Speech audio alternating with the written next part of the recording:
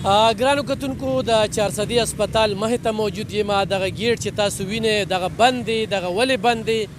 دا د سهار نه بند دی. بیګا چې په نسته ایریا کې کومه ترهګرۍ پیښه شوې وه او هغې کې 3 تنه چې کوم دي نو هغه وژل شوي وو. هغه وژل شوي تنان چې کوم دی هغه دغه هسپتال ته راوړل شوي دي او په هغې کې یو کس چې کوم دی تعلق یې د نستې سره هغه وړلی دي او 2 چې کوم دی هغه لا په دغه هسپتال کې موجود دي. د هسپتال ذرایع دا وایي چې هغه خلک چې د چا کسان دي هغوی 15 کاله کړي دي او په 15 کالو کې دا ویلي چې تاسو به د دې مړو سره څه کوئ. نو د دوی ورته جواب کې ویلي چې یاره څوک رانلل نو بیا به ټیمې ته حواله کوو. د هغې نه بل ورته کال شوي دي چې یاره دا موږ ته رورسوئ.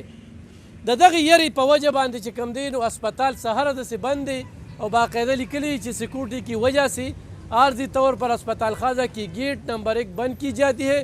تکلیف کے لیے معذرت چاہتے ہیں من جانب اسپتال انتظامیہ. ګرانو کتونکو دغه دهشت دومره خور شوی دی د دې نه انکار نشته. دغه یره او دغه خوب دومره خور شوی دی چې دغه خلک سریعام زموږ په دغه ملک کې زموږ په دغه صوبه کې چې دا صوبه دا د هغې خلکو صوبه ده چې یو سړی زموږ کور ته راننوځي او په کور کې ګزار کوي او په کور کې راله د 100 نه زیات پولیس اهلکاران وجني نو یقینا چې خوف خو به وي یره به وي. بیا موږ په چارسده کې ژوند کوو.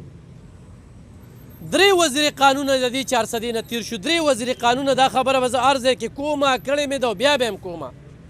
خو چې په 88 کې دا ضلع جوړه شوې ده نو د پولیس نه پرې کې اضافه نه ده راغلې. نن دغه 2 لکه نه زیات آبادۍ دپاره دغه 1400 قریبا پولیس اهلکاران چې په هغې کې ډېر شهیدان شو او بیا خو د هغوی په ځای باندې څوک برتي شي نو برتي شي خو داسې برتي نه ده شوې. نه دې ته چا دا توجه کړې ده چې دلته کې دونه پولیس وي چې په دې ګیټ هم ولاړ وي په دې ګیټ باندې تلاشي وي او دننه هسپتال ته چې کوم دی تګ راتګ عام وي.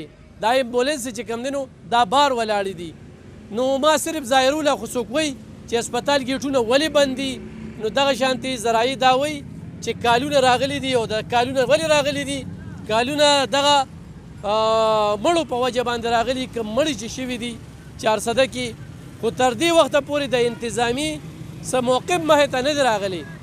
خو موږ خپل کتونکي خبرول چې کوم دی هغه ضروري ګڼو چې دغه خوف دغه دهشت دغه خور دی او د هغه کالونو په وجه باندې هسپتال بند دی. مړي د چا دي پکار ده چې هغه خلکو ته د هغې نه پس حواله شي یا ورپسې څوک راشي یا رابطې وشي.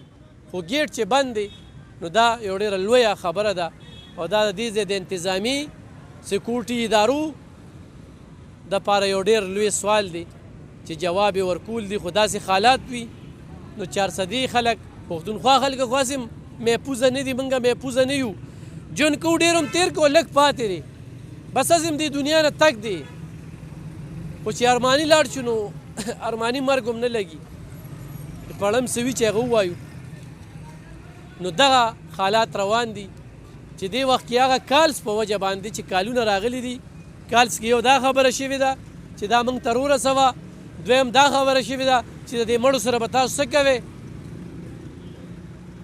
او د هغې نه پس چې کوم دی نو دغه ګیټونه هغه بند دي. نو الله دې رحم وکړي او الله دې خیر پېښ کړي چې زموږ په دې صوبه کې څه روان دي. سیاستمدارانو له بیروکریټو له ادارو له په دې هکله کوټلې ګامونه پکار دي. پکار و چې دې ځای کې آرمي والا ولاړ وي هلته کې ولاړ وي چې دا خبره نه وه چې هسپتال ګیټ ولې بندېږي. بس چې څوک راځي هغوی به یوسي چې د چا څوک ورساوي خپل شناخت به وکړي چې دا زموږ مړی او خو نه وي نو پکار ده چې هغه ښخ کړی شي او هسپتال ګیټ کلو وي. هسپتال ګیټونه بند دي.